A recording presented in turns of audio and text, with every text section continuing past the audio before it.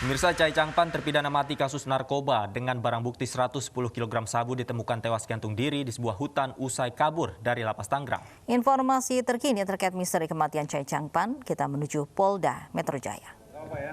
Masalah masjid apa?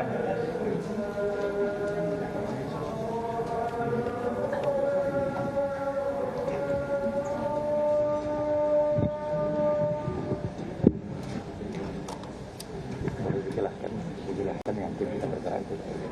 Ya, tinggal dijelaskan yang tim kita bergerak sesuai dengan kenapa menjadi di sekitar Tenjo itu. Gerakannya seperti apa?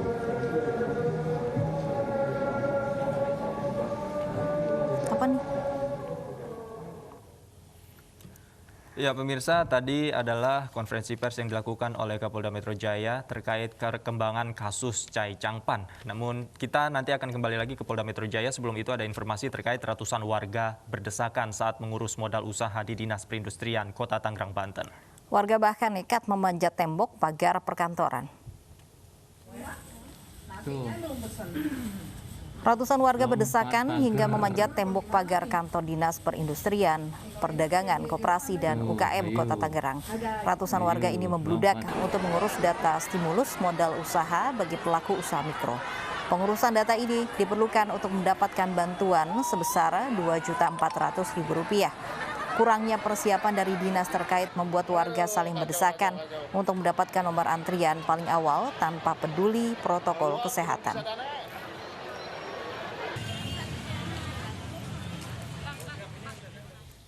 Pemirsa, kesadaran mencegah penularan COVID-19 dengan menerapkan disiplin protokol kesehatan ternyata masih rendah, termasuk warga negara asing. Di Pulau Dewata, Bali, puluhan warga negara asing yang kedapatan tidak menggunakan masker pasrah dihukum, mulai dari push-up hingga menyapu jalan.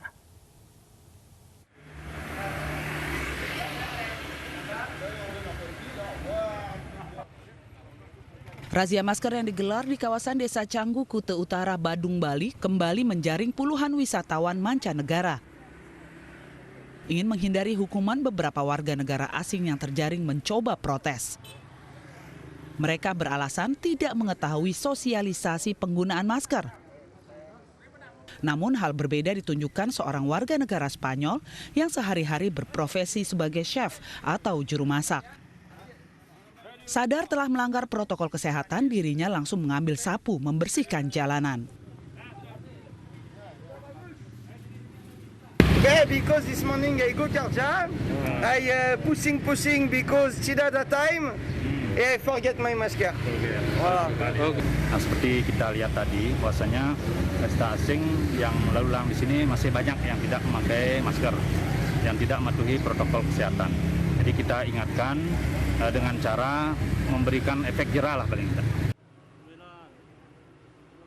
Mayoritas pelanggar umumnya telah membawa masker namun mengaku lupa untuk digunakan. Para pelanggar yang enggan diberi hukuman sosial memilih untuk menjalani hukuman push-up. Dari Badung, Bali, Bagus Alit, iNews melaporkan.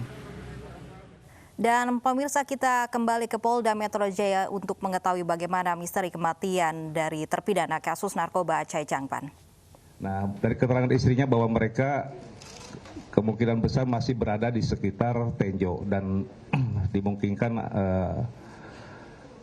berada ataupun mereka menuju ke hutan Tenjo. Ya, itu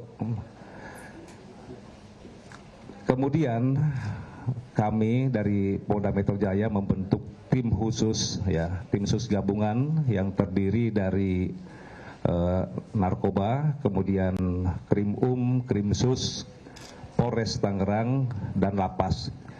Nah, ini setelah kami mendapatkan hasil koordinasi dengan Lapas, kemudian segera kami melakukan upaya-upaya pengejaran. Nah, fokus kami kemudian waktu itu langsung ke wilayah Tenjo berdasarkan beberapa keterangan yang perlu saya sampaikan, yaitu bahwa keterangan dari istrinya bahwa terpidana mati ini setelah mereka menjenguk istrinya, mereka menuju ke hutan Tenjo. Juga beberapa keterangan warga setelah kejadian ataupun setelah mereka melarikan diri, ada beberapa warga yang mengenal bahwa Chai Changpan ini berada di hutan Tenjo itu.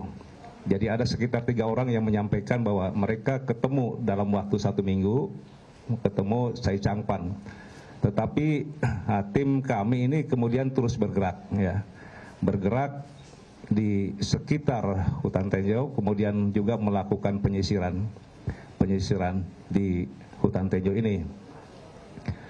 Waktu itu berhubung bahwa secara geografis hutan Tenjo ini sangat luas, sehingga kami membutuhkan tambahan personil, dan kami langsung menghubungi ke Kakor Brimob, dan kemudian kami mendapatkan BKO anggota Brimob sebanyak 1 SSK. Jadi mulai tanggal 20 kami mendapatkan bantuan 1 SSK Brimob. Kemudian kami dalam bentuk 7 tim untuk menyusuri hutan tersebut. Nah, ini dengan adanya tim gabungan ini, kemudian kami fokus pencarian di sekitar hutan Tenjo, dan ini merupakan suatu keseriusan kami. Dalam hal ini kami serius untuk melakukan pencarian ataupun pengajaran terhadap saudara Chai Changpan yang memang sudah bisa dikatakan sudah menjadi berita nasional ini. Nah, ada indikasi bahwa dengan kami mulai tanggal tadi sampaikan tanggal 20 kemudian sampai dengan ditemukannya korban ataupun ditemukannya terpidana mati di tempat ini, ya, tempat pembakaran ban. Jadi mereka mungkin sudah mulai merasa terdesak, ya, terdesak dengan adanya anggota kami, tim khusus gabungan ini yang terus kemudian menyusuri beberapa lokasi khususnya di hutan Tenjo, sehingga ada rasa ini, ya, yang bersangkutan merasa bahwa tempat dia untuk berlindung ada sulit gitu, ada kesulitan karena anggota kami terus mobile, ya, anggota harus mobile, sehingga ada jalan pintas, ya, dalam pikirannya. Kemudian dia mengambil jalan pintas untuk kemudian membunuh diri ataupun menggantung diri di tempat pembakaran ban di daerah Jasingan tersebut. Ini beberapa yang hasil analisa kami, dan perlu kami sampaikan bahwa tim gabungan ini terdiri dari 291 personil, yaitu tadi saya sampaikan dari Polda, kemudian dari Korbrimob, dan dari Lapas. Pemirsa, itu dia konferensi pers yang dilakukan oleh Kapolda Metro Jaya Irjen Pol Nana Sujana terkait dengan kematian Chai Changpan yang ditemukan tewas gantung diri di hutan Tenjo, Tangerang. Dan kita beralih ke informasi lain, pemirsa. Vaksin COVID-19 sebentar lagi hadir. Kini sejumlah rangkaian uji coba vaksin hampir berbuah hasil. Masyarakat Indonesia bergilir akan mendapatkan vaksin.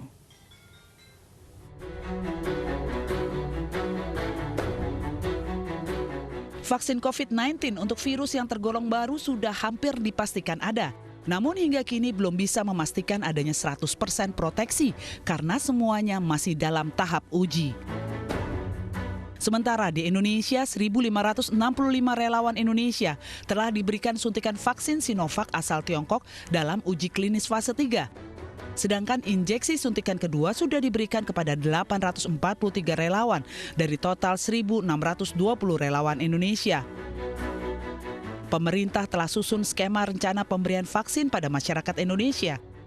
Pada Desember 2020, vaksin Sinopharm akan tiba sebanyak lebih dari 10 juta vaksin. Lalu pada Januari 2021, 15 juta vaksin Sinopharm dan Sinovac tiba dengan 4,5 juta orang jadi target vaksinasi. Pada Februari 2021, sebanyak 23,5 juta vaksin Sinovac dan Sinopharm tiba dengan target vaksinasi sebanyak 7 juta orang. Sedangkan Maret 2021, 37 juta vaksin Sinopharm dan Sinovac tiba dengan 10,5 juta orang jadi target vaksinasi.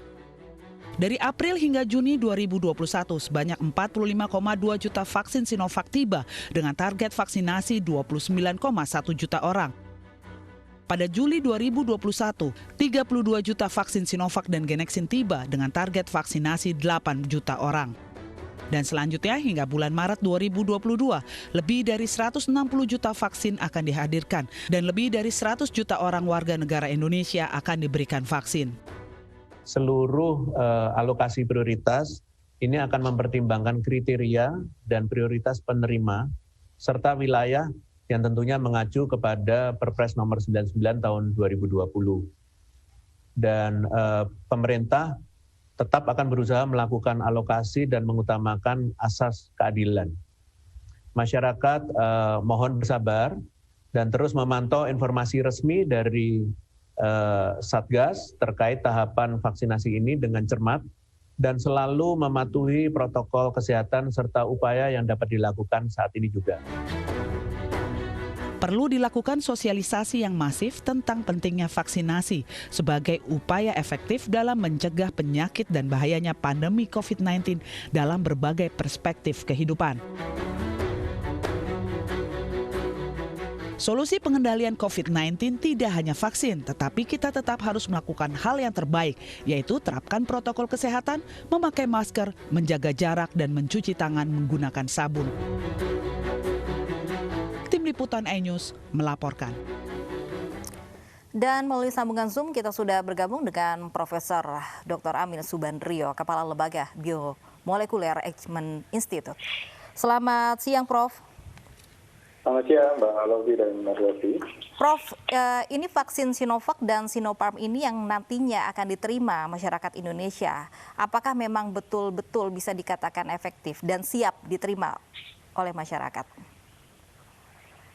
Ya, saat ini kita seperti tadi sudah dilaporkan, ada satu yang sedang diuji klinis di Indonesia dan ada beberapa lagi yang sudah dibicarakan dengan produsennya. Tentunya itu sudah melalui berbagai uji klinik walaupun belum selesai uji klinik fase 3. Nah, selama otoritas di Indonesia menganggap bahwa vaksin-vaksin itu sudah layak untuk mendapatkan setidaknya emergency use authorization, artinya dianggap cukup efektif dan cukup aman dan memang dibutuhkan segera, maka vaksin itu bisa digunakan. Tentunya fase uji klinis fase 3 yang belum selesai harus tetap dilakukan untuk memantau sekali lagi masalah efikasi dan safety-nya. Ya, jadi kenapa kita perlu menyediakan begitu banyak vaksin untuk penduduk Indonesia, karena pertama jumlah penduduk Indonesia memang sangat besar dan kita tidak mungkin menggantungkan kepada satu produsen saja karena kapasitas produksinya juga terbatas. Yang kedua, di dunia pun yang membutuhkan vaksin begitu banyaknya, sehingga apabila Indonesia tidak bergerak dengan cepat, mungkin vaksin-vaksin itu akan sudah tanda petik dipesan oleh negara-negara lain. Jadi memang untuk jangka pendek ini kita membutuhkan adanya ketersediaan vaksin yang bisa setidaknya mengcover mereka-mereka pertama tentu yang ada di front line, kemudian mereka yang berisiko tinggi dan mereka yang harus menjamin berjalannya roda ke pemerintahan ini. Dan sekali lagi apabila vaksin itu memang sudah harus diberikan kepada masyarakat, tetap harus dipantau efikasi dan safety-nya.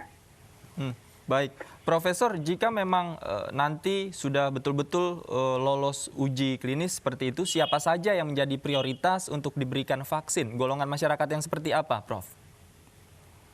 Ya, sudah disepakati oleh semua pihak bahwa apabila jumlah vaksin terbatas, maka yang diprioritaskan pertama adalah mereka yang ada di lini terdepan. Nah, itu terdiri dari petugas kesehatan, tapi tidak hanya petugas kesehatan saja, tapi petugas keamanan, petugas ketertiban yang kemungkinan terpapar dengan virus corona ini sangat paling tinggi. Nah, yang kedua, baru kemudian diupayakan untuk melindungi mereka-mereka yang memang rentan, artinya vulnerable, ya, populasi tertentu yang mungkin sudah memiliki komorbid dan sebagainya. Ketiga adalah kita juga harus menjamin bahwa roda pemerintahan baik di pusat maupun di daerah itu tetap berlangsung. Jadi mereka yang menjalankan roda pemerintahan setiap hari itu juga harus divaksinasi. Dan yang keempat adalah kelompok mereka yang diidentifikasi karena berdasarkan kontak tracing itu risiko untuk menyebarkan virus. Jadi istilahnya seperti ring vaccination. Jadi misalnya satu ditemukan kasus, maka orang di sekelilingnya harus divaksinasi supaya bisa memutuskan rantai penularan. Intinya sih empat kelompok itu yang akan diprioritaskan. Sekali lagi, apabila jumlah vaksin terbatas, apabila jumlah vaksin memang mencukupi, maka tinggal dijadwalkan saja. Baik, jika tadi Prof mengatakan bahwa memang uji klinis masih dilakukan, begitu melihat situasi saat ini, kapan vaksin tersebut mulai sampai ke masyarakat? Yang sudah berjalan saat ini tentu harus diselesaikan sampai sekitar 6 bulan dari penyuntikan pertamanya, ya. Jadi kalau penyuntikan pertama itu bulan Agustus kalau saya tidak salah, maka penyelesaiannya mungkin 6 bulan dan juga ditambah kapan yang terakhir disuntikannya. Jadi sekitar 6 sampai 8 bulan dari sekarang. Tapi di tengah-tengah pun kalau misalnya Badan POM menganggap perlu untuk menerbitkan emergency use authorization, mungkin sudah bisa diberikan terlebih dahulu.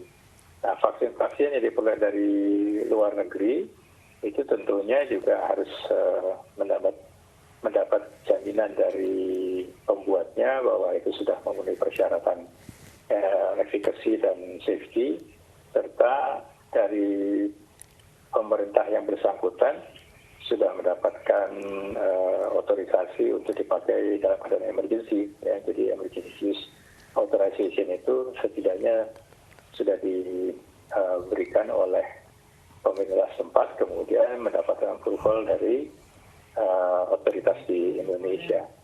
Nah, kalau lihat jadwalnya itu mungkin ya awal tahun depan barangkali ya kita bisa mulai vaksinasi. Baik, terima kasih Profesor Amin Subandrio. Mudah-mudahan vaksinnya juga cukup untuk seluruh masyarakat di tanah air. Terima kasih Profesor, selamat siang. Pemirsa, kebijakan pemerintah DKI Jakarta kembali memberlakukan PSBB transisi berdampak pada jadwal operasional KRL. Bila sebelumnya beroperasi dengan pembatasan jadwal, kini operasional KRL kembali normal.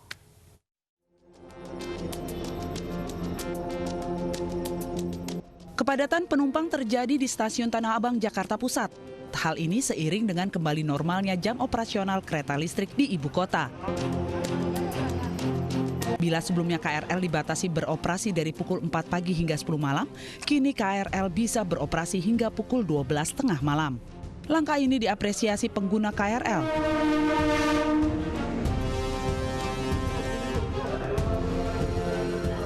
Ya, alhamdulillah. Karena biasanya kita pulang kerja dikejar-kejar terus ngebar-ngebar waktu kereta. Nggak sampai malam. Karena saya pulangnya suka sering malam gitu. Kembali normalnya jam operasional dan jumlah keberangkatan kereta listrik berdampak pada para penumpang. Di tengah pandemi, para penumpang menyoroti pentingnya penerapan protokol kesehatan. Lebih padat sih kalau saya rasa dari hari-hari biasanya ya. Dari kemarin nggak serame hari ini. Jadi mungkin saran dari saya sih armadanya mungkin lebih dipadatin lagi. Jadi jarak antar keretanya itu waktu kedatangan lebih dirapetin lagi, karena semakin lama datangnya kereta semakin banyak juga penumpang yang numpuk di stasiun gitu kan. Setuju aja sih, cuman ya mungkin harus ini ya, kayak harus diperketat lagi untuk jaga jaraknya. Hingga saat ini PT KCI masih memberlakukan pembatasan jumlah penumpang maksimal 40%. Penggunaan masker dan pengukuran suhu tubuh juga masih menjadi protokol yang wajib ditaati penumpang KRL. Tim Liputan iNews melaporkan.